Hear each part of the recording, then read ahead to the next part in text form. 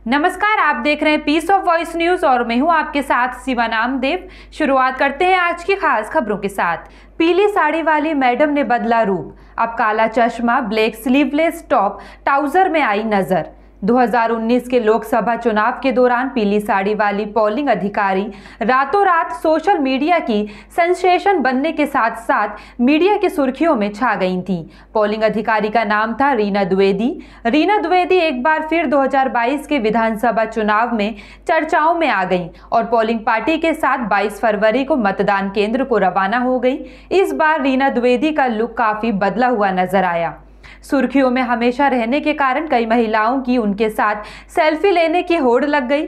आपको बता दें, रीना द्विवेदी की मोहनलालगंज में लगी है ड्यूटी। उत्तर प्रदेश के विधानसभा चुनाव शुरू होते ही सोशल मीडिया पर पीली वाली रीना द्विवेदी की चर्चाएं भी जबरदस्त चर्चा शुरू हो गई। लोग ये जानने के लिए व्याकुल थे कि इस बार पीली साड़ी वाली अधिकारी रीना द्विवेदी की ड्यूटी किस पोलिंग बूथ पर लगी है। आपको बता दें कि इस बार रीना द्विवेदी की ड्यूटी विधानसभा चुनाव के चौथे चरण के मतदान कराने के लिए राजधानी लखनऊ के मोहनलालगंज विधानसभा क्षेत्र के गोसाईगंज में लगी हुई है। मुरादाबाद के थाना मझोला जयंतीपुर चौकी के पीछे एक बड़ा मामला सामने आया है।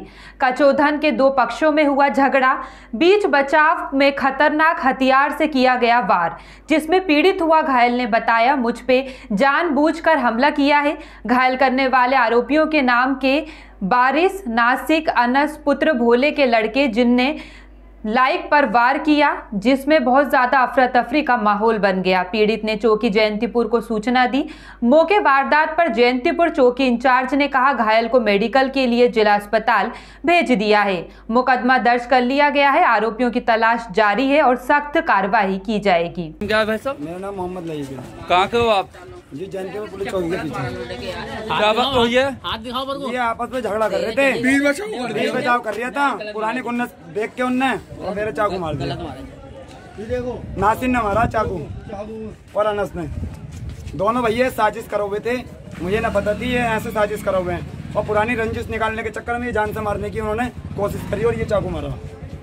छत्तीसगढ़ कांग्रेस सरकार के दर्जा प्राप्त राज्य मंत्री दुर्गेश जायसवाल ने ग्राम पंचायत कुर्दा में जनसभा को संबोधित करते हुए विपक्षी पार्टियों पर जमकर निशाना साधते हुए कहा कि महंगाई चरम सीमा पर है, युवाओं को रोजगार नहीं मिल रहा।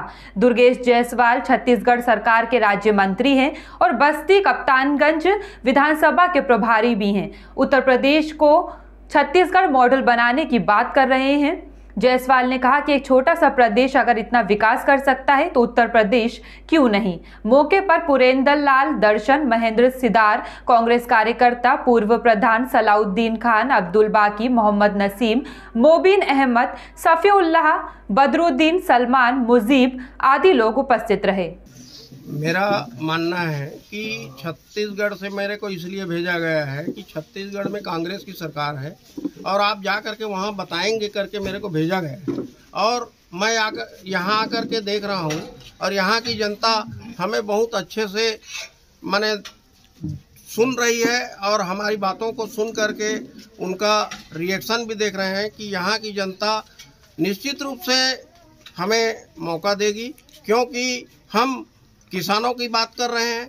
वहाँ पर जैसे किए हैं वैसे यहाँ किसानों के लिए जो उनका मूल्य नहीं मिल पा रहा है, उसको पूरा 2500 रुपया जो मूल्य है गेहूं का और धान का, वो देने की बात हमारी है। दूसरी बात, गन्ना का 400 रुपया देने की बात है। तीसरी बात, जो हम छत्तीसगढ़ में जैसे कर रहे हैं युवाओं के लिए, महिलाओं के लिए और अन्य जो योजनाएं हैं वो सारी योजनाएं यहाँ भी लागू करेंगे तो निश्चित रूप से यहाँ की जनता उस पर विश्वास कर रही है और आने वाले समय में जो 3 तारीख को मतदान होगा उसमें निश्चित रूप से कांग्रेस को आशीर्वाद देगी।